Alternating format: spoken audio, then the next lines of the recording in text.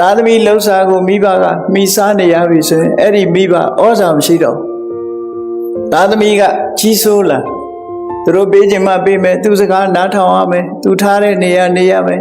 သူခိုင်းတာလုပ်ရမယ်ဆိုတဲ့အနေအထားမျိုးတွေမိဘတွေတနာစရာအခြေအနေမျိုးရောက်နေကြတာဟာ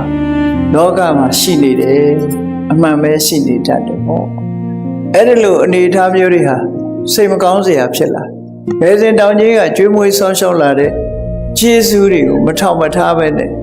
ကိုကလုံနိုင်ကိုင်းနိုင်အရွယ်ရောက်လာတဲ့အခါမိအိုဖအိုတွေကိုယခုလိုစူးစူးပူပူ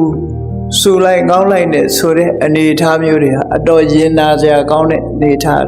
လူယဉ်ကျေးမှုတွေဟာပြက်ပြားလာတယ်လို့ဒီလိုဆိုတယ်အဲ့ဒီလိုပြက်ပြားလာတော့မိအိုဖအိုတွေရောက်ခမအမေအိုအဖေအိုတွေဟာအားကိုးရမရှိဘူးကိုယ်လည်းမစွမ်းဆောင်နိုင်တော့ဘူးမစွမ်းဆိုင်နိုင်တော့သားလေးသမီးလေးတွေချော့မော့မြေးကလေးတွေချော့လို့အဲ့ဒါလို့ချော့မော့ပြီးတော့သူတို့စိတ်ကြည်နတ်တဲ့အခါမှာ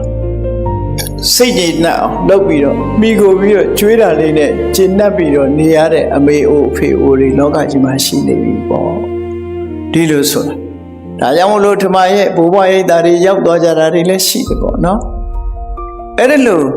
အစင်ပြေတဲ့မိဘတွေရှိတယ်လို့အစင်မပြေတဲ့မိဘသားသမီးတွေရဲ့အော်ငေါက်တွေခံပြီးတော့အဆူပူတွေခံပြီးတော့ဒီလိုပဲငုတ်ပြီးနေကြရတဲ့မိအိုဖအိုတွေဟာလောကမှာတနာစရာအခြေအနေမျိုးတွေဖြစ်ပေါ်လာအဲ့တော့ဒီဥယျာဉ်ဟာတဖြည်းဖြည်းတိုးတက်လာ